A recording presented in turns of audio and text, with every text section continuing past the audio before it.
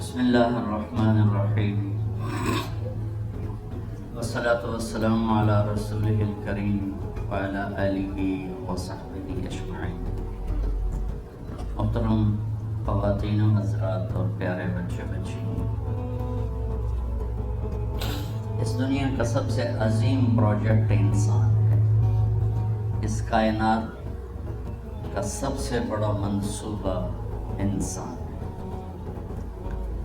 اس کائنات میں سوائے انسان کے، اگر انسان نہ ہو تو اللہ کے لیے کوئی ریفرنس نہیں ہے۔ اللہ کو اللہ ہے، اللہ کیا ہے، اللہ کیسا ہے، پوری کائنات ہو اور انسان نہ ہو تو اللہ کا تعارف نہیں ہو سکتا۔ اس لیے ایک روایت میں سند کے لحاظ سے تو کمزور ہے، موضوع متن کے لحاظ سے صحیح ہے کہ میں ایک چھپا ہوا خزانہ تھا، کنت کنزا مخفیا فاردت ان اعرف فخلقت الانسان۔ میں ایک چھپا ہوا خزانہ تھا، میں نے چاہا کہ میرا تعارف ہو تو میں نے انسان کو پیدا کیا۔ پہاڑ ہوں، جنگل ہوں، دریا ہوں، درخت ہوں، جانور ہوں، پرندے ہوں، سمندر ہوں، مچھلیاں ہوں، شیر ہوں، چیتے ہوں، اللہ کی تو پہچان کروانے والا کوئی بھی نہیں ہے، تو اللہ کا پتہ کیسے چلے گا؟ تو اللہ نے انسان کو پیدا کی اور اس کو اپنا سب سے بڑا ریفرنس بنایا۔ سب سے عظیم شاہکار اللہ نے انسان کو بنایا۔ جب اللہ نے کائنات کے بنانے کا ذکر کیا قرآن میں، پوری کائنات، تو اپنا تعارف اور طرح سے کروایا۔ جب صرف ایک انسان کے پیدا کرنے کا ذکر کیا تو اپنا تعارف ایک عظیم و شان طریقے سے کروایا۔ اللہ اب کائنات کو کیسے بیان کے بعد کس طرح اپنا تعارف کرواتا ہے؟ ان ربکم اللہ، تمہارا رب ہے اللہ۔ کون ہے؟ الذی خلق السماوات والارض فی ستۃ ایام، جس نے 6 دن میں زمین آسمان بنائے۔ ثم استوى علی العرش، پھر عرش پر استوا کیا۔ یغشی اللیل النہار، دن رات کو آگے پیچھے چلائے۔ یطلبہ حثیثا، دن آگے دوڑتا ہے، رات پیچھے دوڑتا ہے۔ الشمس والقمر والنجوم، سورج چاند ستارے، مسخرات بامرہ، سب اللہ کے غلام ہیں۔ الا لہ الخلق والامر، سب غور سے سنو، خالق بھی اللہ ہے اور حاکم بھی اللہ ہے۔ فتبارک اللہ رب العالمین۔ اب یہاں تعارف کراتا ہے کہ بابرکت ہے، پوری کائنات کا پالنے والا۔ رب کا مطلب ایک پالنے والا، ایک لارڈ، پوری کائنات کا مالک اور پوری کائنات کا شہنشاہ۔ اب اللہ صرف انسان کو بتائے گا کہ میں نے انسان کو بنایا، پھر اپنا تعارف دیکھیں وہ کیسے کروائے گا۔ وَلَقَدْ خَلَقَ الْإِنسَانَ مِنْ سُلَالَةٍ مِنْ طِينٍ، ہم نے انسان کو مٹی سے نکال کر ایک جوہر میں بدلا۔ ثُمَّ خَلَقْنَاهُ نُطْفَةً فِي قَرَارٍ مَكِينٍ، پھر اسے ایک مضبوط ٹھکانے میں جگہ دی۔ ثُمَّ خَلَقْنَا النُّطْفَةَ عَلَقَةً، پھر اس پانی کو ہم نے ایک جونک کی شکل دی۔ فَخَلَقْنَا الْعَلَقَةَ مُضْغَةً، اس جونک کو لوتھڑے کی شکل دی۔ فَخَلَقْنَا الْمُضْغَةَ عِظَامًا، پھر اس لوتھڑے میں ہڈیوں کو پرویا۔ فَكَسَوْنَا الْعِظَامَ لَحْمًا، پھر ان ہڈیوں پر شکل چڑھائی، گوشت چڑھایا۔ ثُمَّ أَنشَأْنَاهُ خَلْقًا آخر، پھر یہ شکلیں عطا فرمائیں۔ اس کے بعد اللہ کہتا ہے فَتَبَارَكَ اللَّهُ أَحْسَنُ الْخَالِقِينَ۔ تو اللہ کہتا ہے بابرکت ہے وہ اللہ جو سب سے حسین پیدا کرنے والا ہے اور سب سے حسین خالق، رب العالمین اور احسن الخالقین، ان دونوں میں بہت بڑا فرق ہے۔ کائنات کی پیدائش پر کہا رب العالمین، اور انسان میگا پروجیکٹ ہے، باقی سب پروجیکٹ بڑے چھوٹے چھوٹے ہیں۔ یہ پروجیکٹ ہمیشہ رہنے والا ہے، باقی سارے پروجیکٹ اللہ مٹا دے گا۔ فَتِلْكَ بَيُوتُهُمْ خَاوِيَةً بِمَا ظَلَمُوا، اللہ کہتا بھی جاؤ دنیا پھر کے دیکھو تم سے پہلی قوموں کے پروجیکٹ کیسے برباد ہوئے پڑے۔ انسان ایک ایسا میگا پروجیکٹ ہے جو ہمیشہ رہے گا، موت اس کے لیے فنا نہیں ہے، شفٹنگ ہے۔ ہم کہتے ہیں انتقال فرما گئے، انتقال فرما گئیں، شفٹ ہو گئے، یہاں سے وہاں چلے گئے۔ تو اس کائنات کے اس عظیم پروجیکٹ کو بنانے کے بعد اللہ اپنا تعارف کرواتا ہے کہ میں سب سے حسین خالق، مجھ سے زیادہ خوبصورت خالق کوئی نہیں۔ تو اللہ تعالیٰ نے باقی چیزوں کو راہبری فرمانے کے لیے ان کے اندر پیدائش سے پہلے ہی علم ڈال دیا، اور وہ اس کے مطابق زندگی گزارتے ہیں۔ چیونٹی کو لائن بنانا کوئی نہیں سکھاتا، پرندوں کو ہوا میں اڑنا کوئی نہیں سکھاتا، مچھلی کو تیرنا کوئی نہیں سکھاتا، سانپ کو ڈسنا کوئی نہیں سکھاتا، شیر کو دھاڑنا کوئی نہیں سکھاتا، عقاب کو جھپٹنا کوئی نہیں سکھاتا۔ پیدائشی سیب کے درخت کو آپ دیکھو گے سیب ہی نکلے گا، کبھی آم نہیں نکلے گا، آم کے درخت پر کبھی کریلا نہیں نکلے گا۔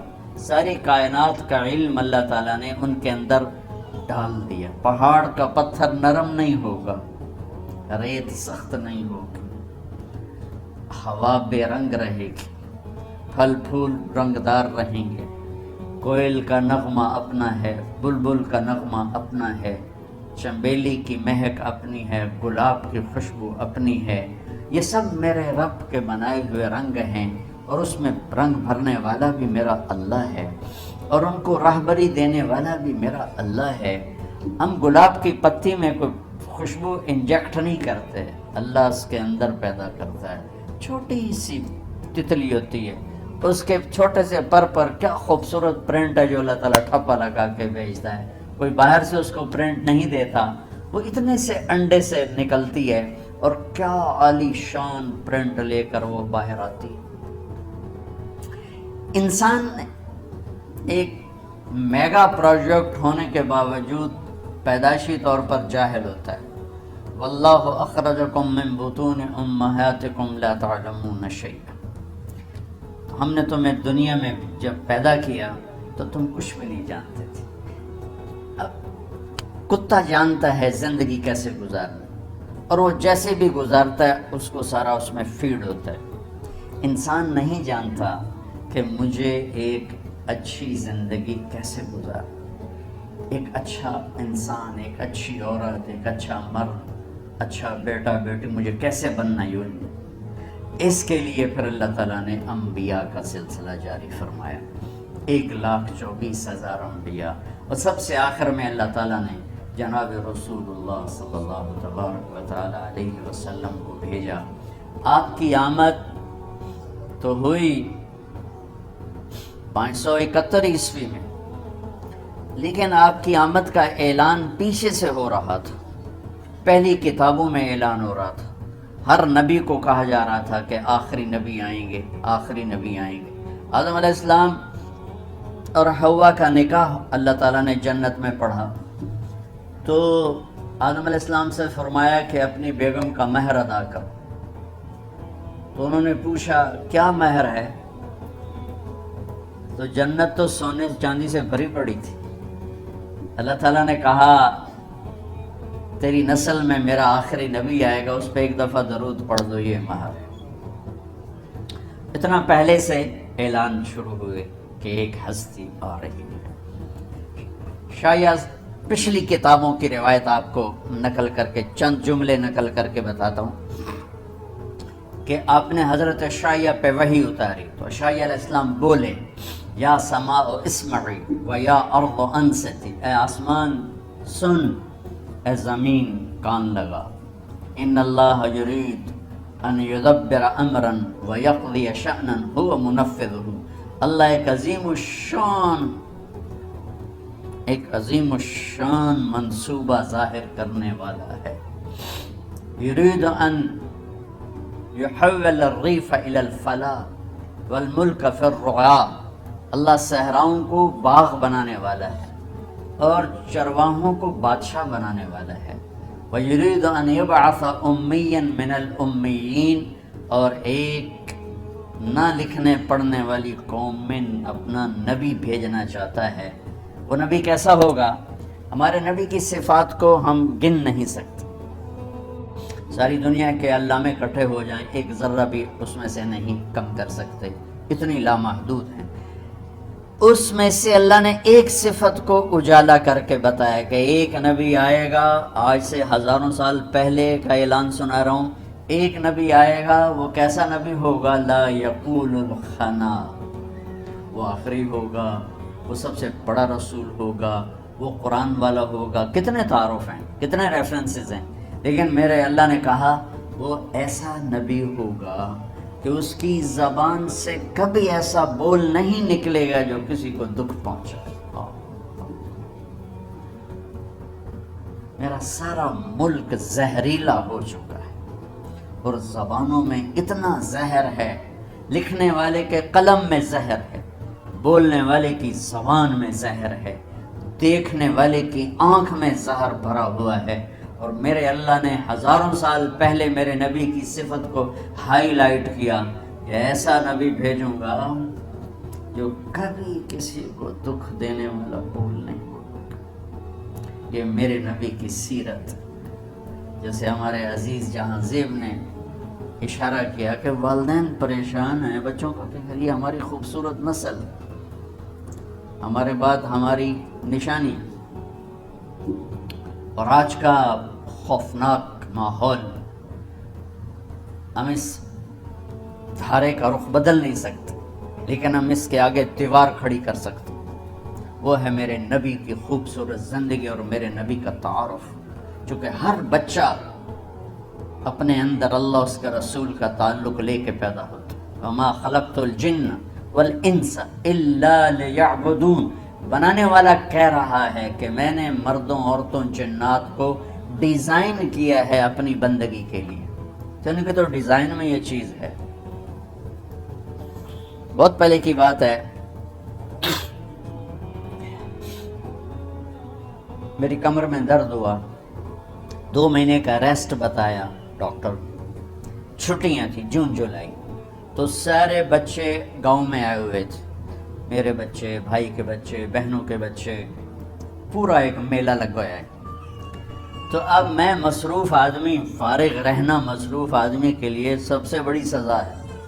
میں کہا میں وقت کیسے گزاروں؟ تو میں نے سارے بچے اکٹھے کر لیے اور ان کو میں نے کہا بھائی آپ کو اپنے نبی کی کہانی سناتا ہوں۔ تو میں نے انہیں روزانہ اپنے نبی کی کہانی سنانا شروع کیا، تو بچوں کی ایکسائٹمنٹ اتنی بڑھ گئی کہ 10 بجے کا ٹائم ہوتا تھا، 9:30 بجے بچے جمع ہو رہے ہوتے تھے، جلدی آئیں بابا جلدی آئیں، اور میں 1 گھنٹے کے بعد سٹاپ لیتا، بس بھائی باقی کل، کہتا نہیں اور ابھی اور سنائیں۔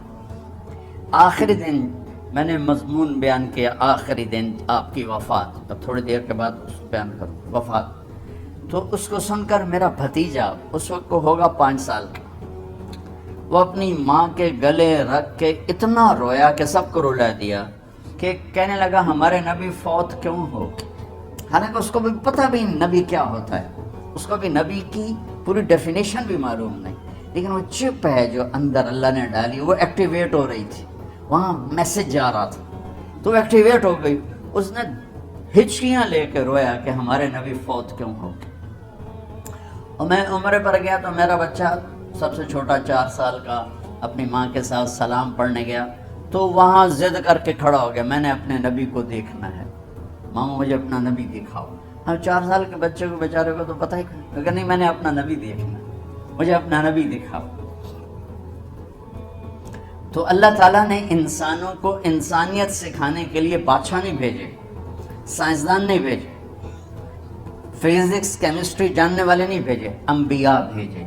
اور ہماری لاٹری میں جناب رسول اللہ صلی اللہ تعالی علیہ وسلم جیسی ہستی کا نبی ہونا ہمارے مقدر میں آیا، اور اللہ تعالیٰ ان کو پہلے اعلان کر رہا ہے ایک نبی بھیجوں گا۔ کوئی اور صفت بھی تو کہہ سکتے تھے، وہ آخری ہوگا، ایسا حسین ہوگا، ایسا فصیح و بلیغ ہوگا، ہے نہیں، وہ ایسا ہوگا کہ ایسا بول نہیں بولے گا جس سے کسی کو تکلیف پہنچے. یہ میرے نبی، اگر ہم اپنے بچوں کو یہ سکھا دیں، ان کی زبان کا بول سیدھا کر دیں، یہ آپ کی آنکھوں کی ٹھنڈک ہے، یہ معاشرے کی آنکھوں کی ٹھنڈک ہے، ان کی اللہ ان کو زندگیاں دیں، ان کی شادیاں ہوں، جو اپنی اگلی فیملی کی آنکھوں کی ٹھنڈک ہیں، کہ سب سے زیادہ جو گھر ٹوٹ رہے ہیں اور پیچھے بھی ٹوٹے اور آئندہ بھی ٹوٹیں گے، اس کے پیچھے کوئی بڑے جھگڑے نہیں، صرف گندی زبان ہے، صرف یہ خوفناک زبان ہے. تو اللہ تعالیٰ نے جب اپنے محبوب کو بھیجا تو اعلان پہلے کرائے. ایک صفت اور آگے اگلی بتاتا ہوں. ایک زبان معاشرے کو برباد کرتی ہے، ایک تکبر لے ڈوبتا ہے. میری ناک اونچی ہے، یہ تکبر لے ڈوبتا ہے اور بڑے بڑے فتنوں کو جنم دیتا ہے. تو اگلی صفت اپنے نبی کی بتائی اللہ تعالیٰ نے کہ وہ نبی ایسے ہوں گے لو یمشی علی القصب الیابس لم یسمع من تحت قدمیہ من سکینتہ، کہ وہ نبی ایسی تواضع عاجزی والے ہوں گے کہ خشک لکڑیوں پر بھی چلیں گے تو چلنے کی آواز نہیں آئے گی. خشک لکڑی پہ چڑیا بھی ایسے چلے نا پنجوں کے ساتھ تو کڑ کڑ کڑ کڑ کڑ کڑ کی آواز آتی ہے. اور میرے اللہ کہہ رہے ہیں کہ ایک ایسا نبی بھیجوں گا جو خشک لکڑیوں پر بھی چلے تو اتنی عاجزی سے چلے گا کہ پاؤں کے چلنے کی آواز نہیں آئے. یہ دو صفتیں، ایک ہمارے اندر سے تکبر نکل جائے اور ایک زبان کا بول ٹھیک ہو جائے تو ہمارا معاشرہ خوبصورت ترین معاشرہ بن سکتا ہے. یہ نسل بچ جائے، یہ نسل محمدی ہے، یہ محمدی بن جائے. ہمارا یہ کاروبار ہے کہ ہمیں اس نسل کو محمدی بنانا چاہتے ہیں، انہیں والدین کی آنکھوں کی ٹھنڈک بنانا چاہتے ہیں، اس معاشرے کا بہترین فرد بنانا چاہتے ہیں، اور اس کے لیے سوائے سیرت کے اور کوئی نسخہ نہیں، کوئی ٹونک نہیں. چونکہ انسانیت کی معراج ہے محمد مصطفیٰ صلی اللہ تعالی علیہ وسلم، حسن و جمال کی معراج ہے محمد مصطفیٰ صلی اللہ تعالی علیہ وسلم. اللہ تعالیٰ نے آپ کو مکمل دین دے کر بھیجا. آپ نے 23 برس کی محنت فرمائی، 13 برس مکے میں. پھر جب وہاں رہنا مشکل ہو گیا تو آپ نے ہجرت فرمائی اور مدینے تشریف لے گئے. 10 برس وہاں قیام فرمایا. ایک آپ کو حدیث سناتا ہوں. میرے نبی نے فرمایا اپنے بچوں کو عزت دیا کرو، اکرموا اولادکم. خاص طور پہ ان ماؤں سے کہتا ہوں کہ جب ہم بچوں سے عزت چھین لیتے ہیں، ان سے ہم سب کچھ چھین لیتے ہیں. پڑھے نہیں ہو، اسکول نہیں گئے ہو، ٹیوشن نہیں پڑھی ہے، ہوم ورک نہیں کیا ہے، یہ کیوں کھایا، یہ کیوں پہنا. اس پر جب ماں اور باپ بچے کو ذلیل کرتے ہیں تو آپ یاد رکھیں آپ ان کے دلوں میں اپنے لیے نفرت بھر رہے ہیں. میرے نبی نے فرمایا بچوں کو عزت دو، اولاد کو عزت دو. وہ عزت تمہیں واپس کریں گے جب تمہیں ضرورت ہوگی. جب تم ان کے محتاج بنو گے تو پھر وہ عزت تمہیں واپس ملے گی. اگر ڈانٹ ڈپٹ تربیت کے نام پر کچھ نہیں ملے گا. تو آپ حسن حسین کو کیا عزت دیتے تھے؟ آپ نماز پڑھا رہے ہیں، نماز ہے مسجد کے اندر، گھر میں نہیں ہے، اور آپ سجدے میں گئے، دونوں بھائی کود کے کمر پہ چڑھ گئے. کوئی ہمارے آج کا دیندار ہوتا اس تھے ہی انہوں نے 2 لتر مارنے آ. آپ نے سجدہ لمبا کر دیا. صحابہ کو خوف ہوا کہ آپ فوت ہو گئے. عبداللہ بن مسعود سر اٹھا کے دیکھا تو دونوں بھائی کمر پہ چڑھے ہوئے تھے اور آپ سجدے میں پڑے ہوئے تھے. انہوں نے ہاتھ آگے بڑھایا اتارنے کے لیے تو آپ نے بغلوں سے دیکھا کہ کوئی ہاتھ آ رہا ہے بچوں کو اتارنے کے لیے.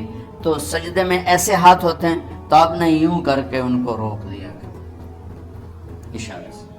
جب تک حسن حسین علیہم السلام کمر پہ سوار رہے میرے نبی نے سجدے سے سر نہیں اٹھایا. یہ عزت دی. اور جب وہ اترے پھر آپ سجدے سے اٹھے، سلام پھیرتے ہی آپ نے دونوں بچوں کو گود میں لے کے فرمایا میرے ماں باپ ان پہ قربان، انہیں تکلیف نہ دیا کر. اور آپ ان کے لیے گھر آتے، روزانہ ٹائم نکالتے. آج والدین کے پاس اولاد کے لیے ٹائم نہیں, کل اولاد کے پاس والدین کے لیے ٹائم نہیں ہوگا. اپنے بچوں کو میں یہ نہیں کہتا ہوں بیٹھ کے نصیحتیں کرو, صرف محبت ٹرانسفر کرو, ٹائم دو, موبائل آف کرو, ٹی وی آف کرو, اور صرف آپ اور بچوں میں ایک ایسا تعلق ہو کہ ان کا بلوٹوتھ بھی آن ہو جائے, آپ کا بلوٹوتھ بھی آن ہو جائے, اور سارا ڈیٹا ٹرانسفر ہو جائے. بلوٹوتھ کو آن کیے بغیر ڈیٹا ٹرانسفر ہوگا؟ دسو بھائی. تو ہمارے بچوں کے بلوٹوتھ آف ہیں اسکولنگ کی وجہ سے, ڈانٹ ٹپٹ کے. 3 سال کا بچہ والا اسکول جانے کے قابل ہوتا ہے؟ 3 سال کا بچہ ماں کی گود کے لیے ہوتا ہے, باپ کی چھاؤں کے لیے ہوتا ہے. وہ روتا ہوا جاتا ہے, روتا ہوا آتا ہے. روزانہ ماں باپ سے نفرت اپنے اندر وہ پیدا کرتا ہے اور اس کو پالتا ہے, بڑھاتا ہے. آپ گھر میں تشریف لاتے اور حسن حسین کے لیے گھٹنے ٹیک دیتے, ہاتھ ٹیک دیتے, آؤ بچوں اپنے اونٹ پہ چڑھ جاؤ.